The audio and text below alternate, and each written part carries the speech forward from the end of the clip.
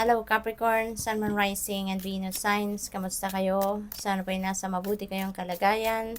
Welcome back po sa Star Tarot. Kung bago kayo rito, welcome din kayo. Thank you sa inyong support. I truly appreciate it. God bless you all. Capricorn, pauna mensahe po ninyo, we have a box. You will receive a gift. So, napakaganda. Kasi, syempre, gift-giving season talaga sa ngayon. Plus, it's your birthday season. So, most likely, marami kayong regalo, no, na matatanggap sa ngayon. This could be tangible and non-tangible. Depende sa inyong sitwasyon. But we never know kung ano to. Secret pa. Kasi nakasara pa yung box, no. So, this is definitely a surprise para sa'yo. We have, oh wow, napakaganda. A sincere wish will be granted. So there is a guarantee sa inyo ang universe, no, na kung ano yung pinaka-sincere wish ninyo, yan ay ibibigay na sa inyo, no. It will be granted to you. So napakaganda naman. We have forest, muddled, and unclear thinking. Meron din kayong mga kaguluhan sa inyong isipan, meron kayong mga unclear thinking sa ngayon. Maybe ang dami ninyong iniisip, or maybe meron kayong mga siguro meron kayong mga kaguluhan ano sa inyong isipan, nababother siguro kayo, nagwo-worry kayo, and maybe you can't figure out no kung ano ang dapat ninyong gawin. So maaaring ganon.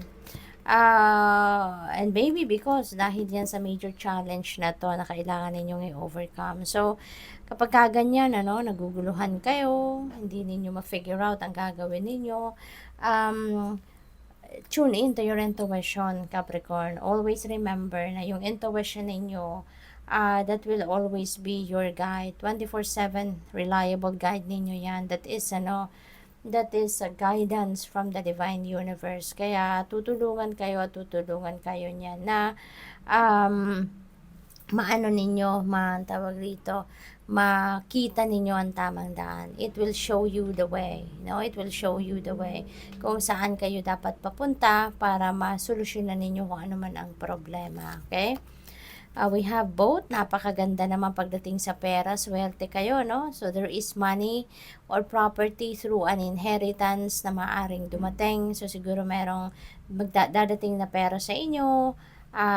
Maaaring merong property, malaking property na ipapamana sa inyo, or baka pera ang ipapamana sa inyo kung sino man. This could be also a win.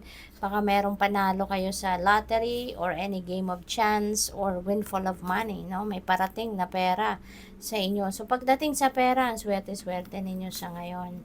Magiging masayang-masaya kayo. So, you know what? Kung ano man ang major challenge na to, dadaan lang ito. No? Dadaan lang to. So, pakinggan ninyo ang inyong intuition, Capricorn, because ginagabayan kayo ng Panginoon lagi, no? So, tune into your intuition. It will show you the way kung anong dapat ninyong gawin, saan kayo dapat pumunta para mahanap din yung solusyon sa problema, no? And you will be happy. Mababalot kayo ng kasiyahan sa ngayon dahil sa lahat ng dami blessings na paparating, hindi ba? So, what else? Indecisiveness, ayan. So, ito yon, it feels like to me na kaya kayo naguguluhan dito. Kaya kayo nagiging indecisive kasi nga hindi ninyo alam ang gagawin ninyo. Kaya meron din kayong muddled and clear thinking, hindi ba? So, yun na nga, tulad ng sinabi ko, allow your intuition to be your guide because yan ang mensahe sa inyo ng universe. Yan ang gabay para sa inyo. Diyan dumadaan yung guidance, no? And you are going to successfully overcoming a problem. So, napakaganda. See, you are going to overcome the challenge. Ano man ang problema na to, you are going to successfully overcome that. So, kaya kayo maging masayang-masaya, di ba? Kasi nga mahahanap ninyo ang solusyon sa problema. Kaya, always remember, wala namang problema na walang solusyon. Okay? Lahat ng binibigay na problema sa atin, lahat ng mga dumadating na problema sa atin, merong tapat yan na solusyon. Kaya, sa ngayon, you're going to successfully overcome that. Alright? So, we have bail, time to get out of a situation. Ayan. So, panahon na para lumabas ka na sa isang sitwasyon. Kung ano man ito, this could be toxic already for you. This is not serving your highest good anymore. So, kung ano man ang sitwasyon na to, panahon na para umalis ka na dyan. Ano, maaring naguguluhan ka kung aalis ka or hindi. Baka yan ang sitwasyon ninyo. Pero, you know, it is time. No? It is time for you to get out of that situation. Kaya wag na kayong magdalawang isip. Wag na kayong magpatumpik-tumpik pa. Okay? What else? We have desk. Pay attention to your work. Alright? Pay attention to your work. Huwag kayong ma-distract. Huwag kayong tawag dito, huwag kayong aligaga. You know, focus on your work. Okay? Pay attention to it. Pay attention to inyong trabaho. Huwag ninyong dalhin ng problema sa trabaho kasi baka ma-compromise naman ang inyong work, 'di ba? Kaya focus kayo kapag nasa trabaho, focus kayo. What else? We have Turkey. Someone is behaving stupidly. Alright? So, wag na ninyo pansinin. Ako, mai-stress lang kayo dito. Madadagdagan lang yung kalituhan ninyo. You know? So, hayaan mo na yan. Hayaan mo na. As much as possible, dead man na lang.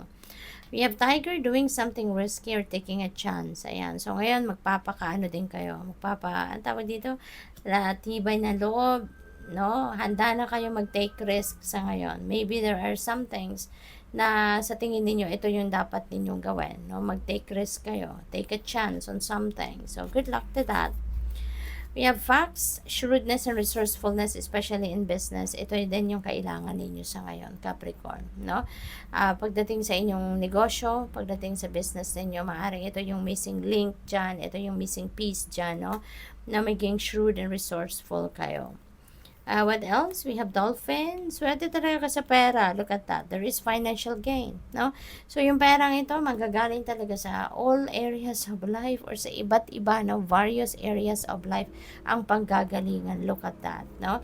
This is something na you did in the past, sabi. Dito manggagaling ang inyong financial gain na to. So napaka-swerte ninyo. Kasi lahat, no, sabay-sabay siguro, dadating ang pera sa inyo sa ngayon.